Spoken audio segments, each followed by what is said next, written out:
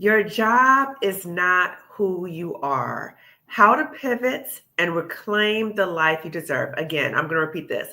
Your job is not who you are. Your job is what you do. Okay, I'm quoting Stephanie Perry. A job is what you do to make money. It is not who you are. It's important for us as Black women to remember that because many times we're called into job positions and we do very well in these job positions.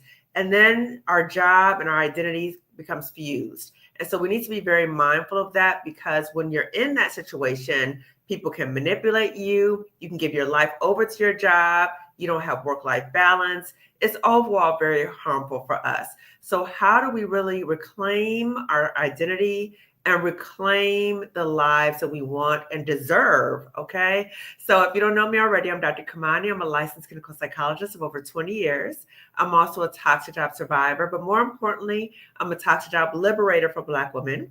I'm the co-host with Marissa Price of the second annual Job Liberation Virtual Summit for Black Women coming up May 16th or the 18th. Early registration ends April 15th. So to go to the summit, I'll tell you a little bit more about it later. But to come to the summit, the information is right on the screen. It's also in the description section of this video. I'm excited to have a repeat guest with us today, Dr. Jillian Watley. So Dr. Watley, can you please introduce yourself, please? Hi, I'm Dr. Jillian Watley. I'm the CEO and founder of Jillian Watley and Associates. I am also an adjunct professor at Anderson University in South Carolina, and also an implicit bias expert with Academy of Creative Coaching. I've written a book called Where Is My Teacher? And I'm the proud mother of Kanuri, my baby, my soul keeper, my groundedness, and then my lovely mom is also my ride or die. Yes. And I love what you said, my soul keeper, because I actually had you and your mom on talking about ways that a job can spill over to our personal lives. And that interview was amazing. I want to say hello to Mrs. Watley. You are amazing. Just in terms of talking about how the job, seeing a loved one go through a toxic job, work experience, it can really cause harm to them as well. So for us to keep in mind, it's not just us that is impacting, it's also impacting our families. That's right. So without further ado, let's talk about, Dr. Watley, I know you had a very high esteemed job position, and you talked about that in the previous interviews about how painful that was for you because you gave so much, you were so committed to that job, and it was so painful because the person who was causing a lot of the harm to you in the workplace was another Black woman. So we've talked a lot about all skin folk and kin folk. So the pain of that. So I'm wondering, as you were pivoting out of that position, how much of your healing had to do with kind of disconnecting your identity from that job position to who you are as a woman? Yeah, during that time, I was executive director of student services in a school district outside of Metro Atlanta. But what was unique about that role was that I reported directly to the superintendent. So I was essentially on the superintendent's cabinet, had to attend all board meetings and do things with the board, things of that nature. And so it was everything I thought I was aspiring to be, right? Because at that time, I thought I was aspiring to be a superintendent. We don't know what God has in the stars, but I know that if I'm going to do anything in that realm, it has to look different, feel different. And I'm very committed now more than ever to protecting myself in these spaces. So it gave me the visibility. I had high responsibility. I was making impact. But what I didn't expect was the pain. I didn't expect pain to come from someone who looked like me. That person would undermine me, that they would make me feel unseen, even though I wasn't. And the more accolades that I received from the community, the deeper the dagger got. So I didn't expect that, right? I can expect from the other, right? Yeah. I don't expect it from the sisterhood. Exactly. So I think after that, I've just been on this journey. And so much has happened since then, right? In my own personal life, which is making me continue on this journey of really understanding my current identity that's not tied to a title or a job. I think a lot of times the hurt comes from because that's solely who we are, or we've been conditioned to think that we are the job. Yes. But here I am almost 3 years past that incident, and I can say clearly that's just not even what I'm about at this point. I'm, and things have changed to bring me there. Realizing too, Kamani, that I'm the gift. You are, yes. Yes. Can we talk about that? Because I think, and what I've heard from many, many, many Black women on this channel and coaching clients, therapy clients, is we recognize on some level that we're the gift. But then when these negative things start happening to us in the workplace, we start questioning, am I the gift? What's wrong with me? What did I do wrong? Why would they do this to me? Right. So you said that you were doing very well at your job, and the better you got at your job, actually, the deeper the dagger got with this other Black woman. So that's the part that I think a lot of Black women have a hard time understanding, is that we know to get these high profile jobs, we got to be up, up, up and above, right? So we come in, we're up, up, up and above, and we don't understand why is it that people would treat us this way if we're doing the job and doing it very well. What's your perspective on that, Dr. Watley? I think that some people have within themselves a skewed sense of self. There is no way, Kamani, as another Black woman sitting across from you, that I can look at you in any negative light and not want to see you win. I wasn't groomed like that. Right. So and we've talked about that on the show before, coming up in Birmingham, Alabama, coming up in a community that celebrated Blackness. I want to see us all win. Yes. And I've come to realize that not every Black person, every Black woman has had that experience. True. They haven't had that experience. The experiences they've had have been, setting women up against each other, even in their childhood. And you probably know this term, that relational aggression piece, what women play out, the cattiness behind each other's back, the gossiping and things. And when you're not exposed to that, you know about it, but you're not exposed to it in your circle. That's just not who you become, even when you get into the workspace. And so I think that's one piece. I think the other piece is that people actually think that the early bird, and this is one thing, I'm debunking this, the early bird catches the worm. I don't think so. I think there are a lot of people who are running a race against an imaginary ideology that's been cemented in our psyches. That's not true. There are a lot of people who are not getting up early who are winning. Ooh. Okay. So again, it's not going to make logical sense. That's the part that trips us up. It's we're like, wait a minute, I do all these wonderful things. I show up, I do these things. No, it doesn't work out that way. It's not going to make logical sense because, like you said, Dr. Watley, we're dealing with people who are deeply, deeply insecure. It could be another Black woman. It could be anybody in the workplace who is deeply insecure, because I feel the same way as you, Dr. Watley. If I see another Black woman, I'm like, girl, I'm excited to see another Black woman. I love to see another Black woman in the workplace. I'm like, how do I support you? How do we work together? That's right. So when we do encounter Black women who throw us under the bus or whatever, and I have to say that was a downfall that I had at that time, right? Because I so believed in sisterhood that when I saw Black women doing some things, I was like, well, maybe because of their childhood or maybe because of their history. And I kind of, had some compassion, but I can't do that anymore, right? Can't do it anymore. So for Black women who are watching this right now, I think the lesson is, when you observe anybody in the workplace, another Black woman, anybody in the workplace who exhibits behaviors that are not supportive of you, who are engaging in negative behaviors where they throw you under the bus, pay attention to that. Pay attention. That's right. And don't give them a pass or whatever. Just pay attention to that. So you were saying that because you started recognizing that this Black woman was doing all these negative things to you, for those who were not able to watch the previous videos, let's just give it like an overview, right? So these things started happening at the job, right? Yeah. Can you talk a little bit, just so people, again, who were not familiar with the previous videos, okay, what was the impact of being at that job? So you talked about you were high profile, you were doing all these things.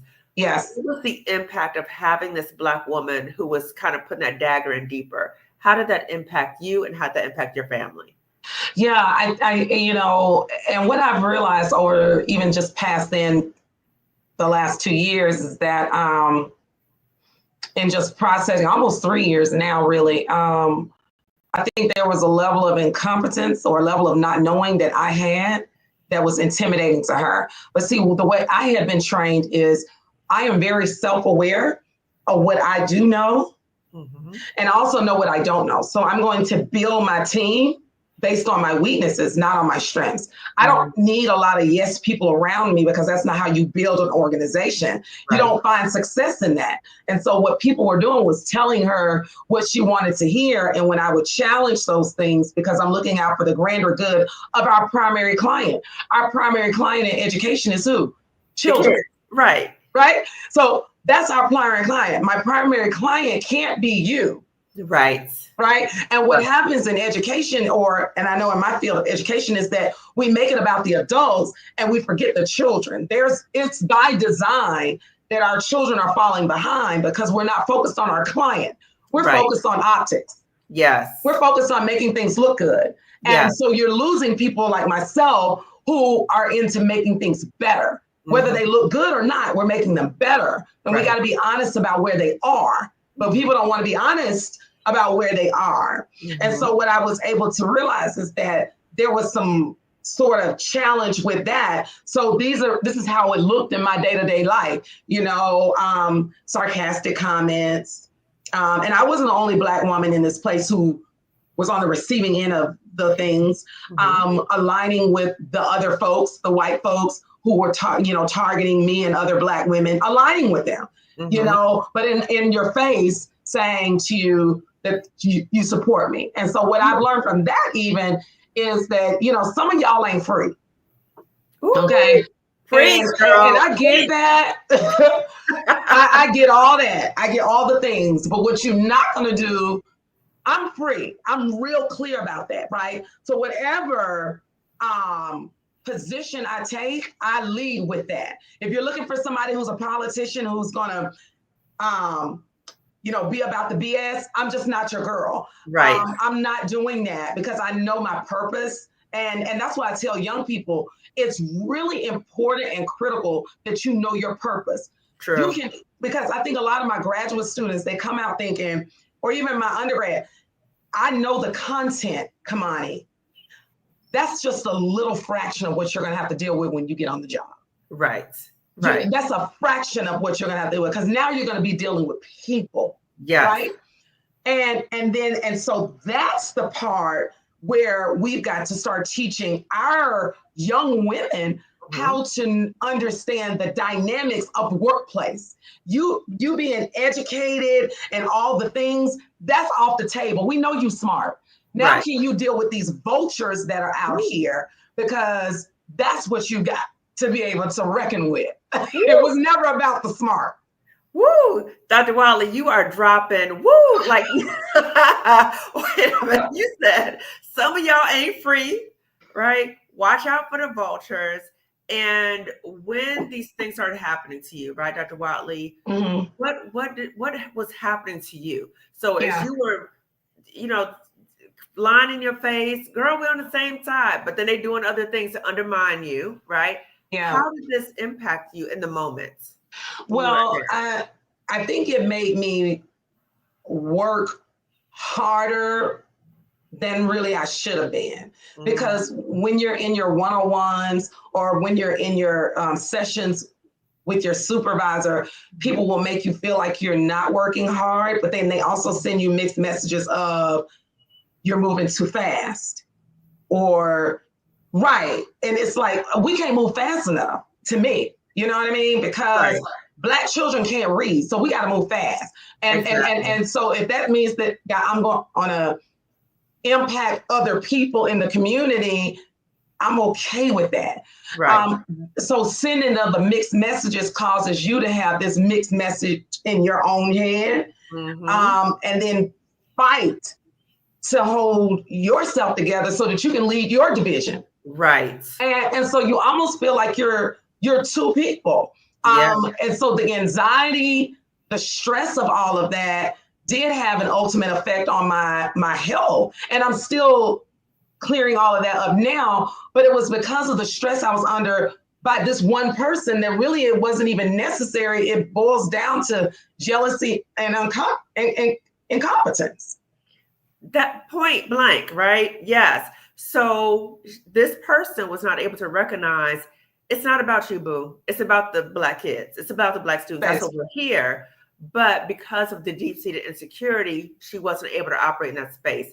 So send you the double messages. So you're like, wait a minute, am I supposed to do this or am I not? So you're trying to figure out, but the anxiety, the stress, all of that took a toll, right? So you also talked about, and your mom too, about the impact. What was your mom saying? So for those of you who haven't seen that, the interview, which I'll post in the description section, what was your mom observing of you once you got home?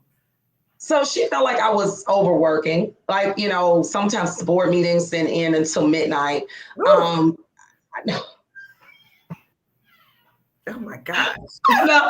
And you just be up, just, you know, doing the thing. I don't think she really realized it until afterwards. I think, and that's when what we've had to reckon with is why didn't I tell her? But I think I was, mind you, let's look at the backdrop to this. It was COVID. Oh, wow. And everything that's said in my division was critical. It was nursing, it was psych services, it was everything around students that was front and center. So in my mind as a servant leader, I'm like, I got to get kids back to school and I got to help this superintendent do that. So I stayed real focused on that. But when I came to it in my spirit, I said, you know, this lady, oh, and all by the way, she threw equity in my department too. And that's another thing. Don't throw nothing my way until you're ready as the leader to deal with it. I'm real clear about that. I learned a hard lesson because a lot of us talk equity, but you don't want to feel the root of when people come against you.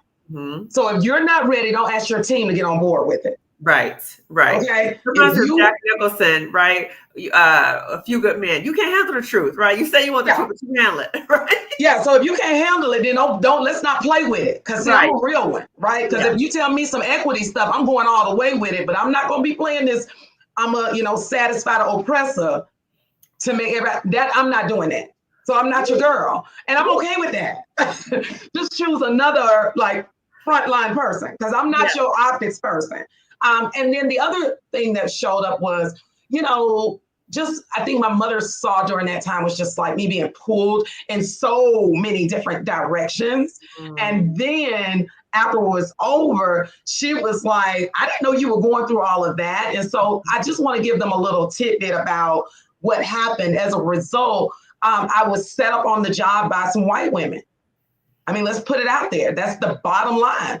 I went through a whole PSC court case that was proven that I was set up by these white women, which was signed off by this Black woman. So that's the bottom line. Wow. And so I wasn't really hurt and fazed that much by the white women. I'm like, sis, you didn't clearly do your due diligence to know that this was an erroneous accusation that they made against me while I was on vacation in that summer and not even in the school district. So when people go through those lengths to try to get rid of you and do what they do, then, you know, this isn't for me. This isn't where I need to be because my God didn't promise me this mayhem and stress. I know for a fact that. So, you know, I'm going to exit stage left. I'm out of here because it's so toxic. So again, the setup, the Black woman kind of going along with it. So you knew there was like a no win, like you couldn't have win in that situation. So you pivoted out. So when I think about pivoting, because I always emphasize to Black women, let us remember that we can pivot. We have a power in the pivot. I'm listening to Pinky Cole's audiobook right now. She talks about how important it is for us Black women to pivot. We have the power to pivot. Shameless plug. That's the theme of the summit too. But the power of the pivot. How were you able to pivot? Because on my YouTube channel, I talk a lot about my own pivot, and I talk about other Black women pivoting. How were you able to pivot, Dr. Watley? Yeah, it just happens that I think I made myself I don't know, like. I rolled out some heavy initiatives in the school district, and I didn't realize that people outside of Georgia were really paying attention, and obviously they were. So I was offered a position at a corporate education company to be the director of professional learning. And I was like, you know what? This is an amazing opportunity. At the same time, my father's health was failing. It gave me an opportunity to work from home, and I took it. I was like, look at God, you know? So, I mean, and when I say pivot, like, I think that sometimes we stay longer than what we should on jobs. I really do. And I know that there's this notion out there, this retirement and all of that. But what I also see that's bearing out in the statistics is that women aren't making it to retirement. Like, your retirement is going towards cancer treatment and all that. I don't want to live that life. So I know that I have to make strategic moves that have my interest at heart. Mm-hmm. Because no one else is going to love Jill the way Jill loves Jill. True. And I don't care how much you're my supervisor, how many candy apples you give me at work. I don't care how many jean days you give me. You're not going to love me the way I love me. So my first priority is always going to be me. Yes. And I think sometimes we as women are afraid to put that first. Mm-hmm. But I've come to know since that incident, the more I put me first and tell people that, the more they rise to that occasion. They're like, she's just not the one. And I'm not. I'm just not doing it anymore. And especially in this time period we're living in. I'm reading the book now by Mel Brooks called Let Them. Listen, she owned it in that book. The things that we are stressing out about are killing us, y'all. And what I'm not going to do is be in the grave for somebody else's stuff. Every job that you have right now, no matter where you work, it does not belong to you. Whether you've been there 30 years, whether you have been there 5 months, it's still not yours. Exactly.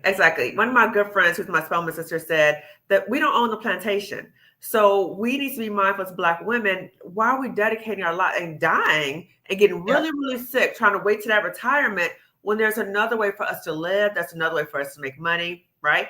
And I think the thing that distinguishes you and me, which I want us to talk about this, is when we see the writing on the wall, like this is going all bad, right? So you and I were like, okay, I'm pivoting out of here. Yes. What I've encountered is a lot of Black women, Dr. Wiley, let's talk about this.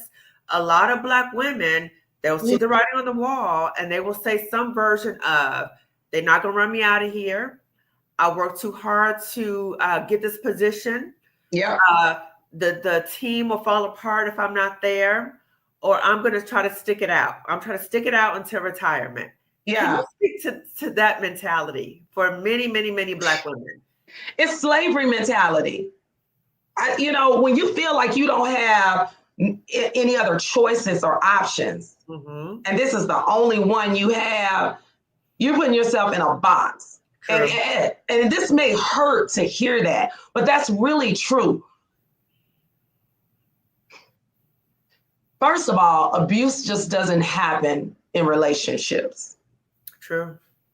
Abuse happens on jobs. Absolutely. So you got to sit back and ask yourself, would I let my husband, my wife, my significant other, my mama, anybody talk to me like? Absolutely not. So why am I allowing my supervisor, my colleagues to treat me like this? That's abusive.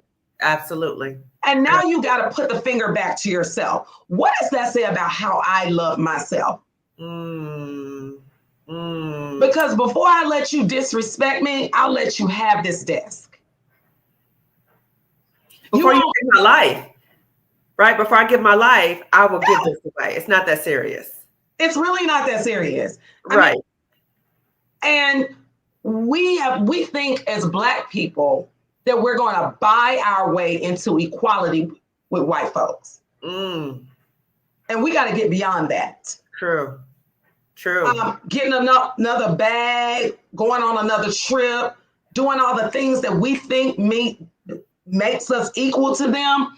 It's not. So you can have 7 jobs, but do you have your own company? Do you have your own sanity? Do you have your own health? And do you love yourself enough? Do you love your family enough? Do you love your friends enough that the job doesn't dominate all of who you are, especially when you know that the job is harming you?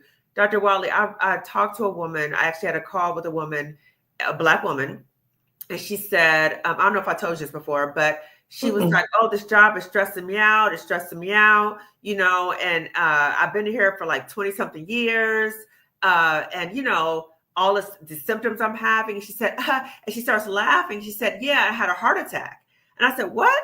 She said, yeah, I had a heart attack, but she's laughing. So I'm thinking I must have misheard her. I know she didn't say she had a heart attack, right? And I said, excuse me, did you say you had a heart attack? She said, yeah, girl, I had a heart attack and I went to work the next day. Okay. And I said, whoa. I said, wait a minute. Ooh. You had a heart attack, which you said was due to the stress of the job, and you went back to the job the next day. I said, I don't know you, but what are your plans about the job? She said, I'm not going to let them run me out of here. I'm going to make them respect me. Okay. So I just want for Black women, for us to respect ourselves enough more than a job, because no matter what you do, they're not going to respect you. You can end up having a heart attack and dying, and they're not still going to respect you. Wow. Yes. She went back to work after having. The next day, she went back to work. So my question would be, do you love yourself? I mean, sis, what are we doing here? What are we doing?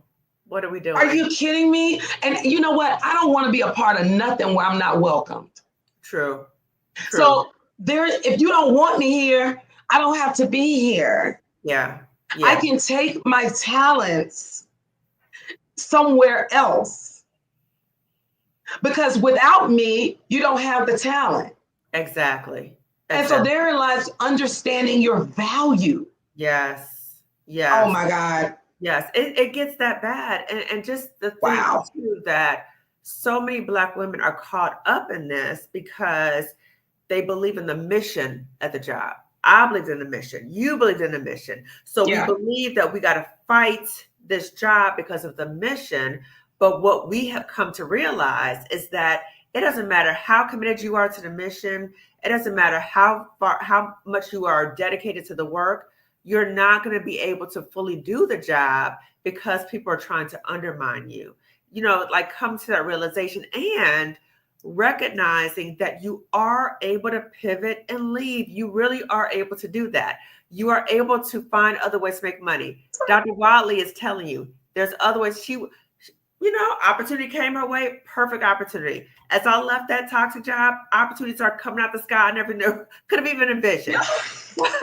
But the thing is that the fear, I think a lot of Black women are fearful of the pivot, especially right now. With what's going on in this country and the world. It just feels like terrifying that a lot of Black women are like, I'm gonna stay put because I don't know what's going to happen. What would you say about that? So the fear of pivoting, particularly given what's going on right now. Yeah, I think that let me just say this, I'm going to honor that fear, right? Because I think all of us are operating with some level of fear. True. Yes. Okay, so we have that, but I can't let it overcome me like a wave in the ocean. So I got to think strategically and very methodically about my next move. I really encourage people who are in positions where they want to lead to start creating your own bench of people that have their vested interest in you. What does that mean? You may have to get a coach. You may have to get somebody else to look at your resume to pull out not your job, but your specialized skills that can go to another industry maybe. Mm-hmm. Mm-hmm. If you're a project manager, you're a project manager, you're a project manager. But if you've been doing it in one industry, that doesn't mean the skills aren't transferable. You're a project manager. That part, yes, transferable skills. Transferable skills. Right. I mean, I was a psychologist that went to corporate. Sometimes we have to shift our thinking about how is it that I can leverage my skill set in another space, not your job. Because jobs come and go. Skill sets, that's your selling point right there, not the job. Right. And so thinking about it in that regard, I think also women need to network and help each other in these small community spaces. Like real women, not catty women. We ain't talking about women who trying to sabotage you and stuff. You need to surround yourself with the right types of women who are free thinkers like Dr. Kamani and I, and who actually have done it and are continuing to do it. So if you are afraid and everybody you talking to is afraid, you ain't gonna move.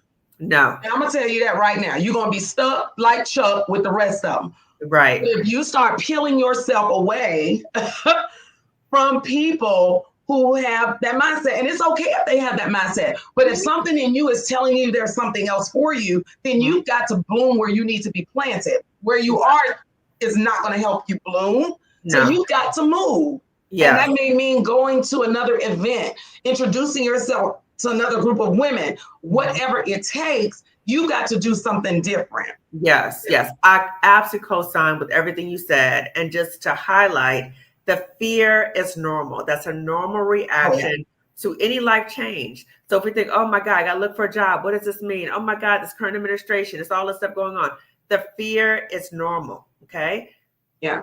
And we have to recognize, now that I know that I'm fearful, what are the resources that I need to get in place for me so that I can exit plan? The importance, right? If this administration is not showing us right now the need to be flexible, the need to pivot, the need to have resources, okay? So us trying to hunker down, that's not going to change the reality, right? Things can poof in a moment. So I would say at this time, it is essential for us as Black women to really get our resources together. Even if you're currently at a job, I'm thinking about Black women, federal workers who they're like on guard, like what's about to happen. For any Black woman, you got a job, any Black woman, I think it's very important for us to get our plans together so we can pivot if we need to.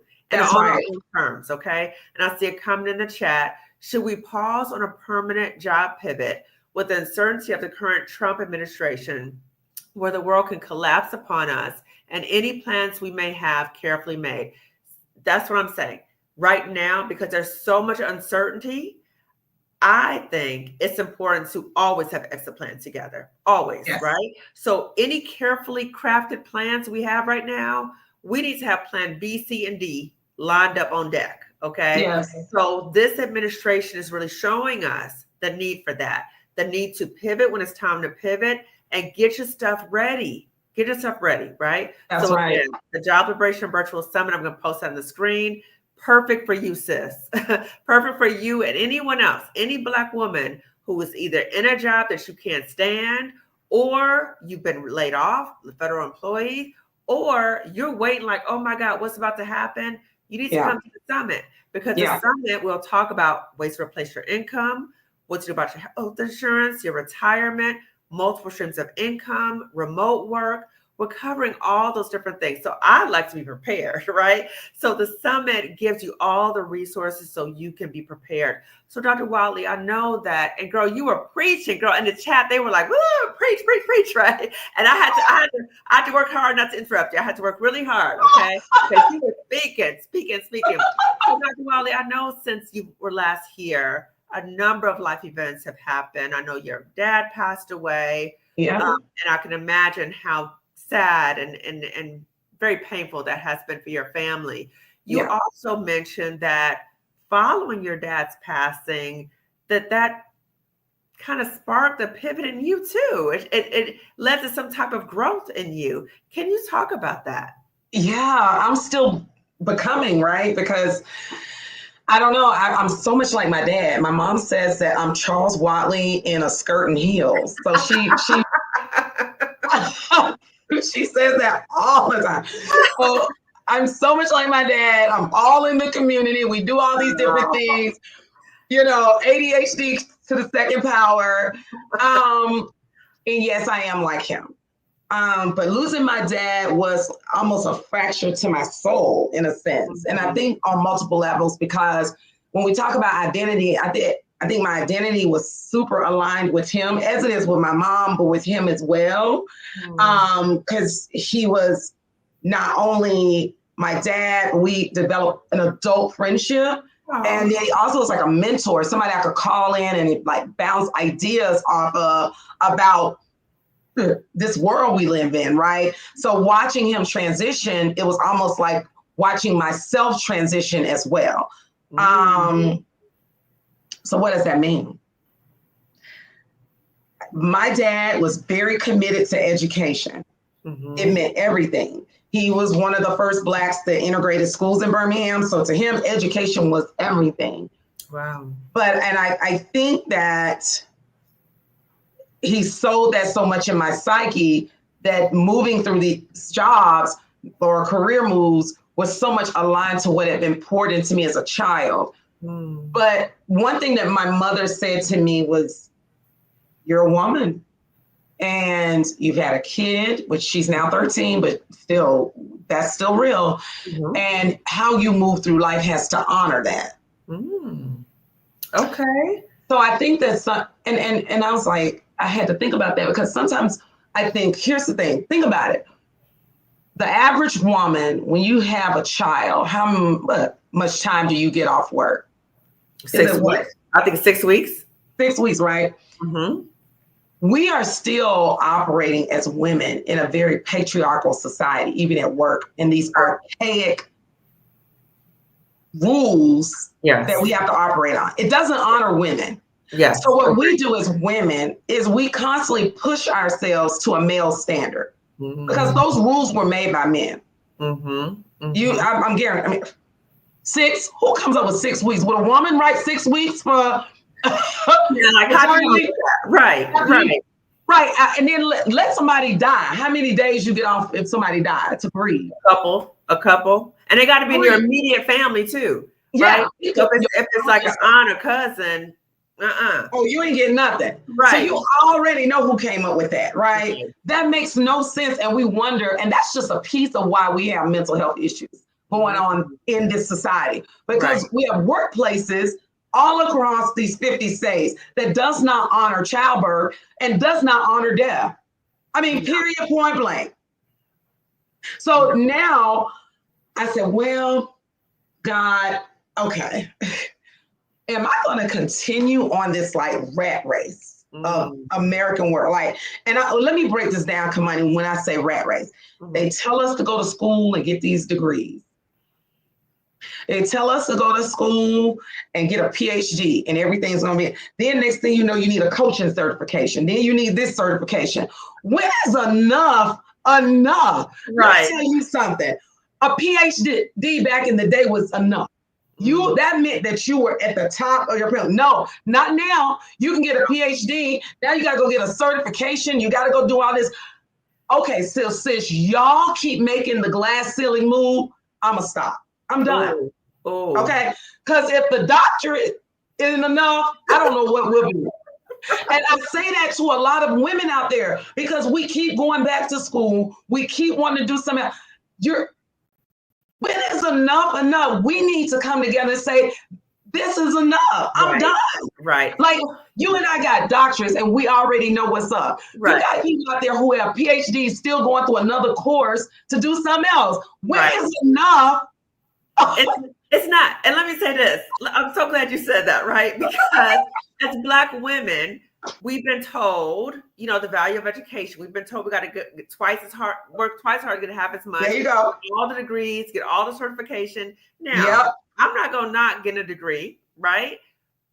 But also think about when is it enough for that, like a particular profession. So if you know that profession is saying you need to get this degree, okay, get that degree if that's what you want to do. But if it's keep telling you, oh, no, keep changing around. No, you got to no. Because that's a mind trick to make you feel like there's nothing you can do that's ever good enough. So now you're always on guard. You always The thing about it too, what they don't tell us, and I wish somebody would have told me this, what they don't tell us is that the higher you go, the more venom you're going to encounter because you're encountering more insecure people. Like, how is she? Who does she think she is? And they're going to try to put you in your place. And so many of us are not aware of that is what is in store for us from other Black people, everybody.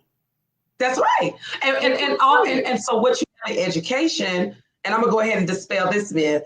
Mm-hmm. And Kamani, you probably can tag on to this one too. So we got people in education. Education is a very linear profession. And what do I mean when I say linear?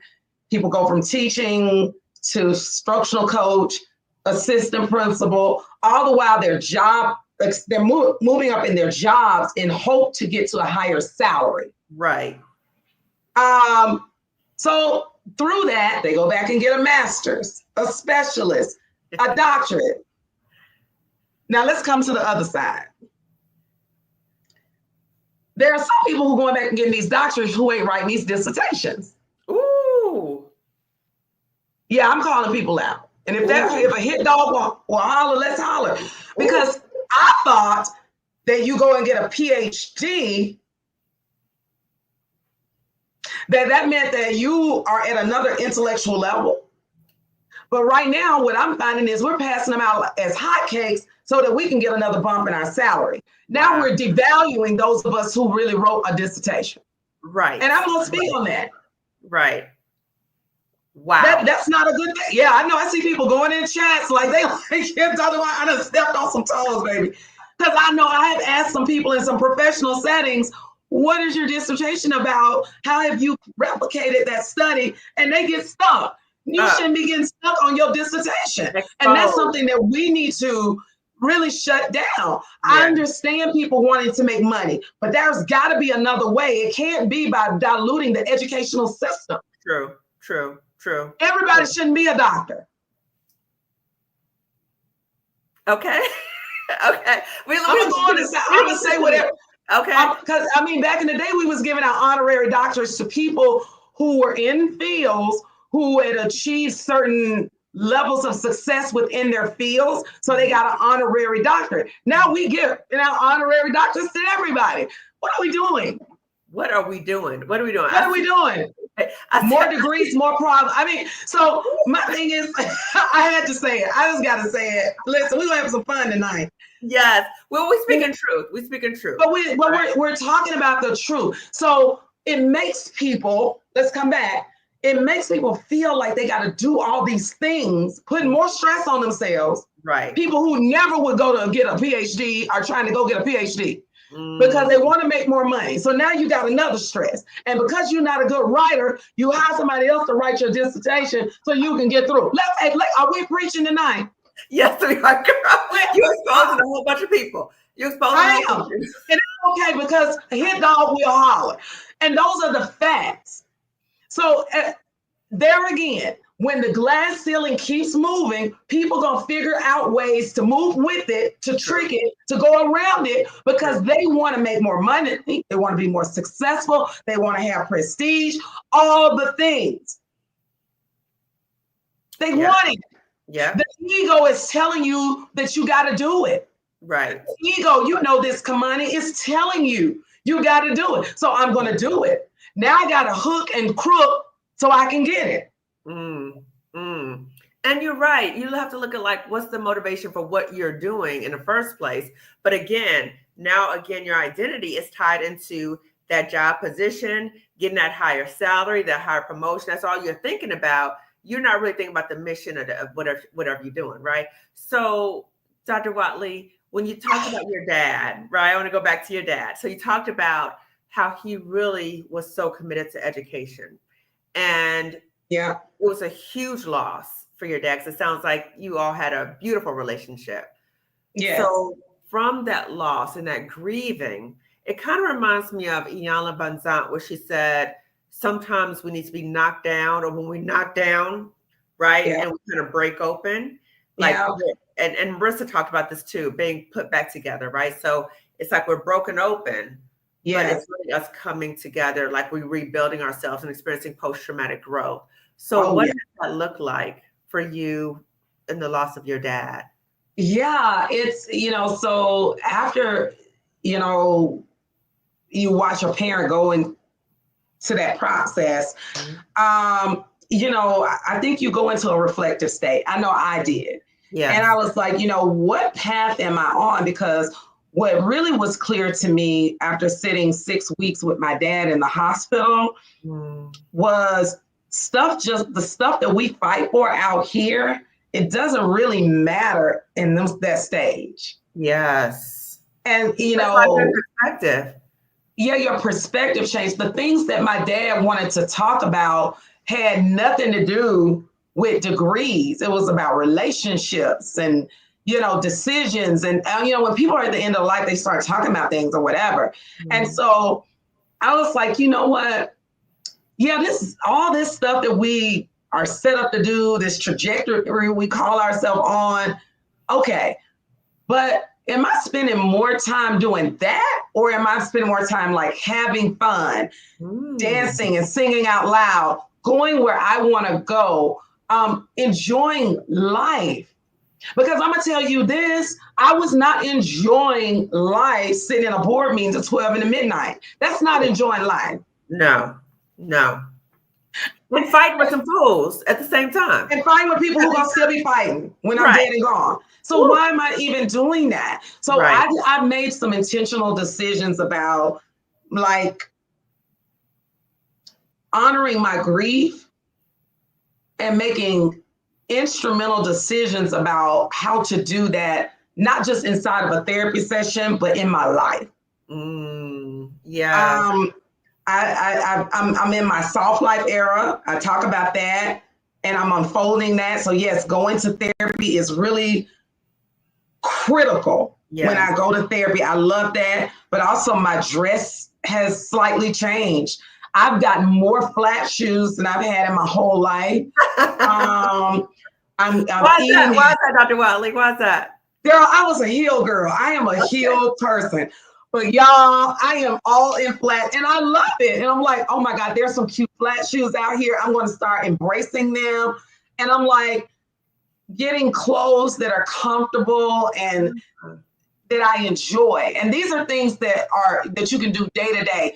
I'm actually taking deep breaths. But the other thing I'm is setting up critical boundaries with people.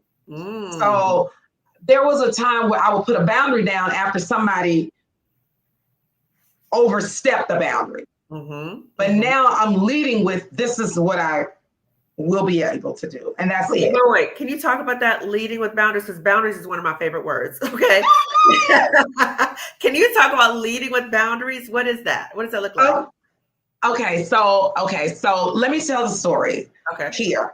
So my dad died on September 9, 2024. On October 9, 2024, the corporate job that I had laid off a great bit of us. Ooh. Yes.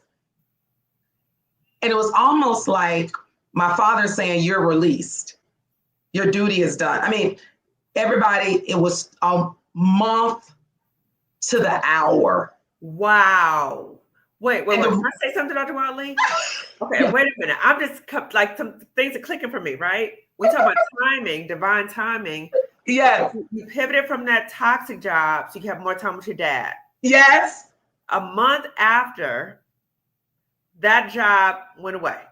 Yes. Wow. Okay. It was as if he said, your time's up. It was so weird. I'm going to say. So, okay, that happened. So I was like, you know what? I was off for a minute. I said, I'm still young. I still got to work, right? So I'm like, what are some things? When was I my most happiest? And I said, I want to go back to that. So I am now in a school district as a school psychologist liaison. And guess what? I'm getting to work with my students who I taught at Georgia State and with my friend. And it's almost like it's coming full circle for me. And I'm back in the schools, but I love it. But I'm with people who really do love me, who I never let those relationships go, even the ones in leadership, right? So it's different. And I said to myself, I said, you know what? I'm in my soft life era. So here's the thing. When I got assigned to schools, I'm going to tell y'all what I said the first day to my team. I said, listen, everyone, I am in my soft life era. You told that to the team. Okay. I love it. I know. And so they're going to watch this. They're going to be like, yep, she told us.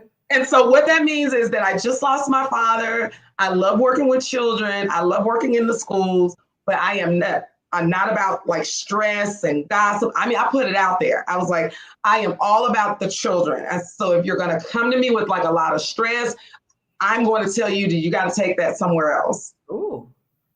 I know. Ooh. I know. I love it, right? I said because stating where you are in your life and say, right. if you come with me with the drama and the nonsense, it's no space here. I can't be with you. I'm not gonna be able to do it. So I said, I'm here for the kids and I'm here to help the team. And I want to be able to be a value add, but I can't do it in like stress and chaos. So that means that we gotta get we gotta organize, we gotta do systems and all that backstabbing. If that's present here, I don't want to be a part of that. So I'm leading with my boundaries. Do you know that has come back to me? They're like, yeah, Dr. Wiley said when she came, she went about that. Wow. I can't do it. So this experience. Okay, so actually, you're telling us about several pivots in your life. So you talked about the pivot from the toxic job. You talked about the pivot to this other corporate job. Yes. You talked about the pivot following your dad's passing, and a pivot to this other job in which you live in your soft life era. So all these pivots in the last couple of years, which were intentional. And to some people, it's like, oh my God, what is she doing? But God protected me from one, put me in another for a purpose and brought me back. And sometimes, for me, it's God's providence. Yes. He's moving and rearranging, and it may not make sense to other people, but it makes clear sense to me. Yes. I see why he did all of what he has done over the last 3 years. Yes. And it is proving to be a benefit not only to me, but to my family. Yes. It has been a benefit to my community. And I just thank God for that. But what if I had been stubborn? What if I had, Kamani, stayed on that job and never took that corporate job and never had the opportunity to spend the time that I had to spend with my dad. And then to be able, when my dad was in the hospital for 6 weeks, to work virtually from the hospital. It's one thing to grieve, but it's another thing to grieve with guilt. Yes. Ooh, and I don't think my heart could have handled that. Yes. So God made a way. When they say he'll make a way out of no way, are you holding him to that? Are you fighting God? Right? Like, I'm gonna stay, I'm sticking out, right? But then when you do that, you could have missed out on all these opportunities that were your way. And you're now living a life where you're like, I want to live a life where I feel happiness. Yes. So I'm sticking to things that make me happy. I'm doing a job that makes me happy. And that carries over to how your family sees you show up too. Exactly. You're less stressful, you're not stressed, you're more available, you're more present, all those things. So tell us about the flats though. Let's go back to the flats. So you were a heels girl. So now you are flats because why? It's so grounding. And I've been able to get into like some Tory Burch ones. Okay. And they're just so cute and comfortable. And it's just indicative of just like me being softer. Yeah, and grounded, like you said. And grounded, like what's the one I'm wearing? Y'all like that? Jessica Simpson. And so I love it because I never was like a flat person ever. And now I'm doing that. And it's almost like resting while I'm walking. I'm still resting. Resting is more than sleep. Resting is in my whole spirit, I'm at peace. When I'm walking in the grocery store, I'm at peace. Wow. When I'm at work, I'm at peace. I am not walking like I used to be, moving fast and oh my God, all the things. I walk like I'm resting. Wow. That is like such a transformation of your life, right? And I completely agree. Somebody said in the chat, the flats are a metaphor. So now you're grounded, you're walking in your purpose, but it's in peace. Like you said, I'm walking in peace now. Before it was like walking with that tension, right? I think about heels, like you always got to be, a little off guard. You're like, I'm walking in my era. So you talked about bringing more fun into your life too. And I love that Yes. you said that, because something that I've encountered with so many Black women Mm. is us disconnected from our joy, disconnected. Things that make us happy, fun. No, because we're thinking about what we got to do, right? We got to take care of all these things. We got to take care of all these things for Yeah. other people. So we're disconnected from our joy. And I would say right now, we talked about jobs, all that kind of stuff. I want us as Black women Yeah. prioritize our wellness. Part of our wellness is connecting to our joy. So if you say, Black women, I'm too busy. No, I don't have time for that. I got bills to pay. No, that's the oppressor getting in our head, telling us that we don't deserve joy or rest or to be well. I resist that. I reject that completely. Okay. Absolutely. Talk about that. Why do you think it is so difficult for some of us to connect to our joy? I don't know. I think that some people feel that again, I have to go back to that patriarchy. Like, as women ascend in leadership roles, we take on these male kind of ways of being. Right. Even when I was in leadership, I still was a girly kind of girl. I still wore color. I Uh-huh. still kind of played with my hair. And I know that was off-putting to people, but I really lean into my femininity. And I never want to lose that because of a position. And I find that some women lose that as the higher they go. They become more rigid, more uptight. And sometimes I want to unpack why. But I know for me, even though I was still colorful, I know what it's like to be, you can be a little bit too much pensive. And I think sometimes people see joy or soft life era as a weakness. And really it's a strength. Right. It Right. is. It is a strength. And I would say it's even revolutionary, because as Black women, we're not taught to have a soft life, right? We're told, you got to be strong, you got to Yeah. fight, you got to do these other things, and a soft life. So have you ever encountered this, Dr. Wally? I don't know if you have. Have you encountered Black women who might say something like, oh, it must be nice for you, or, I can't do that. I can't have a soft life, but it must be nice for you. Almost dismissive. Have you Yeah. encountered that? I haven't encountered it in words, but I think I've encountered it I can sense it in their spirit. Because some people just think that everything has to be hard. Struggle up. Yeah, it's like, why does it have to be so hard? If it's so hard, is it for you? Like, maybe that's the question you should be asking. Like, not that this is it's hard and it's going to get me where I need to be. If it's this hard, is it for you? Good point. Good question. I mean, reframe the thinking. And I'm like, everything shouldn't just be like a trudging through I don't want to be like that. And so, yeah, I think I made some intentional decisions by diversifying my degrees. And that is, I recognize the privilege in that. And then also diversifying my skill set. And I recognize the privilege in that. And so if that can be a testimony to anybody else, diversify yourself, whether it's degree, skill set, whatever it is, so that when you have to pivot, you have something to pivot to. Right. That you don't put yourself in a box. I mean, let's look at Beyonce. She's the queen of pivoting. I mean, she's the gift that keeps on giving, whether you like her music or not, but she just keeps on pivoting. Right. And I mean, next thing you know, she's gonna be doing hard rock. I mean, banging her head. I mean, it's going. I mean, she done went to country. She done went all the way around the map, right? So why can't you do the same in your place or your space or with your work, right? And so when people in their spirit, I can tell they're like, what is Jill talking about? Or how does she do it? She's a single mom.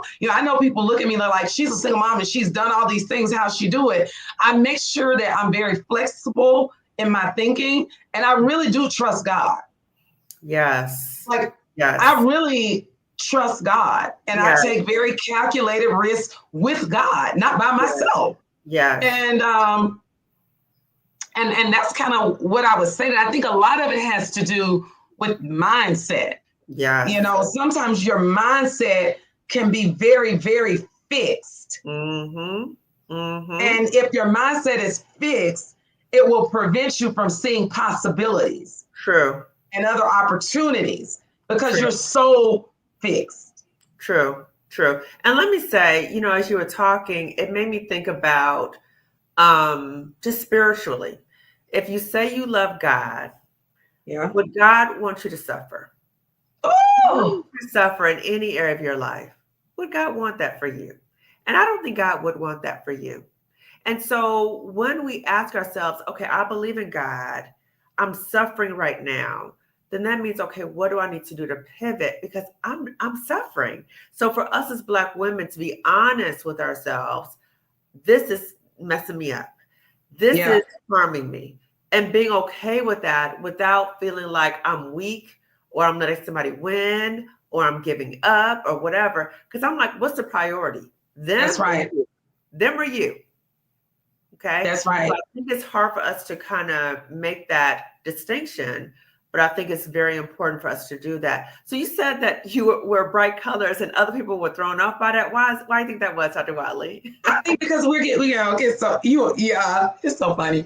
I think it's like, in academia, people are accustomed to seeing the Navy, the whatever. I wear a loud lip every day. That's just who I am, Yes. and that's just me. And I've always held on tight to who I am, even though everybody in the room was looking like God knows what. I don't want to wear a black suit without a pop of color. I'm just not doing that. And if that is what doctors do, I don't want to do that. I feel like I just don't have to do that. So Right. I've always held true to who I am in spite of what's going on around me. But I also recognize and I'm very aware when I'm the only one that's doing that too.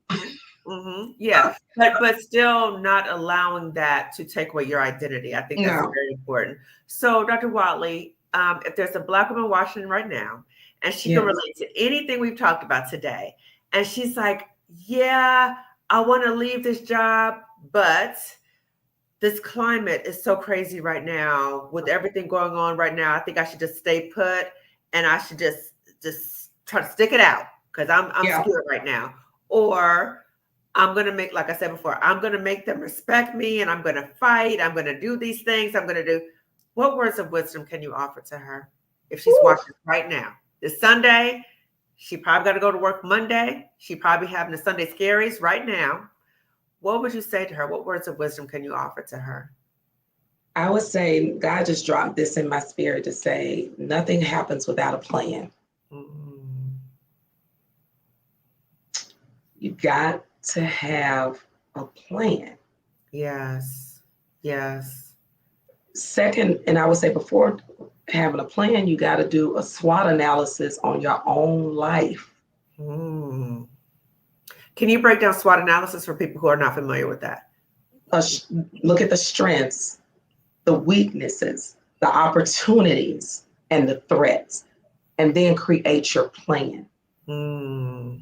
And then put people around you to help you execute that plan. True. And it may not be people that you know. It could be me. It could be Kamani. It could be somebody you just take a step and say, you know what, I need to tag that sister, right? Mm-hmm. Because I need to elevate myself. We are in a pickle right now in this economy. Like, yes. I feel it. Everybody's feeling it. I mean, they went up on my car insurance. I was like, I'm not doing it, but they go up on, like they say, they going up on car insurance. Everything is going up. And so it does make you feel like, wow, is the bottom about to fall out? Okay. Mm-hmm. I get that because I have those feelings too. I'm not like Superwoman, right? But what I am clear about is the skill set that I have. Mm-hmm. And how can I prepare myself to pivot if necessary? Yeah. And to what? So if you have a skill set that your job, the company you're in is capitalizing on, how can you make money on it for yourself? That part. Yes. And they're making money off of you. They're making a lot of money off of you, right? And the fact that you got that job in the first place shows you that you're able to get either another job, have your own business, have a side hustle, all those things. You're able to do that. that job is not the only place where you can make money. We That's have to right. understand that as Black women, and we need to get ready. We need to get ready. No matter what's going on, we need to always be ready. So, Dr. Watley, can you share with the audience about your book and also any other things that you're doing right now and how it could be contacted? So I have to share with you my book. It's called Where is My Teacher? I am a person, I believe, that doesn't look at life setbacks and things that happen in our lives as bad. Look at an opportunity to heal and how can I help other people? So Where is My Teacher is a children's book that therapists, psychologists, counselors, parents, nanas, pop-pops can use to help children heal from the loss of a teacher or loss of some adult in their life. My daughter loved her teacher, Miss Wilma. She was her kindergarten teacher, and she suddenly was taken away from us. Wow. And I noticed during that time when my kids, they manifest grief in different ways. I thought she was fine in some ways, right? But I knew, and I started noticing that she was nail biting. And I took her to a play therapist, and we went through therapy and everything like that. And I said, wow, when I was going through the process with her, there was not a book out there that really honored the relationship between a teacher and a child or a student. There were all these books on grief and, I lost my mom, but a teacher, right? And we lose teachers a lot. Yes. I was like, I couldn't find one. Maybe it's one out there, but I couldn't find it. I was looking. So I decided to create that book. So this is the book, Where's My Teacher? Talks about Lisi. Lisi is my daughter, and she is well. Aww. She is well. She's emotionally intelligent. She honors Wilma, and she's had other losses after that. But I'm teaching her, and we're learning even how to cope through grief, even of the loss of my father. And so this is a life lesson that we all gotta grow through. And so it helped me too to be able to build this book around my daughter's life and how we heal. How do you get the book? Oh, you get the book on Amazon. Okay. It's at Amazon and Barnes and Nobles, and it'll be on my website soon. So, but Amazon and Barnes and Nobles, they have the book. Please go and buy it. And if you want me to come out and do any talks, I'd be glad to do a talk on this book and just how we can help kids heal from grief. My business, I still have Jillian Watley and Associates. It is amazing. I'm doing some great things. I just finished doing an entire training series with Anderson City Police Department in South Carolina on implicit bias and emotional intelligence for an entire year. And so what I do is I take implicit bias training from a whole different lens. And that was why my research was on implicit bias, and really marry it to emotional intelligence and helping people unpack how they were taught. But it's a series. It's not a one-stop shop. And so I unpack identity. I unpack, what emotions are. And for these police officers, this is really critical. So I do that work. I also do coaching, but my coaching is very different. It's around mindset shifts that we need to make. I oftentimes find that leadership coaching only snatches the surface, but it doesn't get to, if you're an inflexible thinker, or if it's rooted in you don't see yourself a leader, but you have a title of a leader, then that's something that we need to work on, is the mindset of you as a woman. So a lot of my clients are women. So I am so grateful for the work that I've been able to do with that. I also do professional learning for teachers, educators, people on a myriad of topics: trauma-informed care, emotional intelligence, learning disabilities, special ed, and those types of things. So follow me on TikTok, follow me on Instagram. Okay. I'm now on TikTok. OMG. I am now on TikTok. I can't believe I'm on TikTok. Okay. I'm scared of myself. And I'm also on Instagram. The content for LinkedIn, the content for TikTok, and the content for Instagram sometimes are different because my audience is different. LinkedIn, I do more women leadership. Whereas TikTok, I kind of dive into more of a personal touch, you know? So follow me there. I love it. I like engaging with people. And that's where I am right now, Kamani. I still got my full-time day job, like we all like to say, but I'm doing these things on the side and raising K at the same time. So I'm in here. You're doing it. You are doing it's amazing. So I just saw in the chat, one of the viewers is going to buy your book right after the live. Like I'm a good book. So everybody get Dr. Whatley's book. It's right here. Okay. I will put the information about the book in the description section of this video as well. Okay. She offers a whole bunch of other stuff. So check her out. I'll put her website also in the description section so you can have that too. You can check her out. So before we end, I'm going to read the community chat because I want to give honor to our community here. So yes. Sisters, peace and joy to one and all. Thank you for joining. Happy Sunday. We talked about that. Again, the second annual Job Liberation Virtual Summit for Black women is going on May 16th through 18th. Early registration ends April 15th. If you want to save some coins, okay? As a privacy consideration, none of the attendees will be seen on camera. Names will not be listed. If you have a question or comment, you can change your name in the platform. Also, only the speakers will be seen on camera, okay? So they were loving what you were saying, okay? Shame the devil and tell the truth. Ooh, Dr. Jillian. Yes, Dr. Jill, that's right. Preach. Dr. Jillian, come out the gate with this. That job doesn't belong to you. Yes, we speak to that. Say it, this, facts. Do you love yourself? Exactly. They're missing out on you and your essence. That's on them. I enjoyed the special interview with Dr. Whatley and her mother. So informative. That was a beautiful interview. That was the first time I ever interviewed a woman with her mother.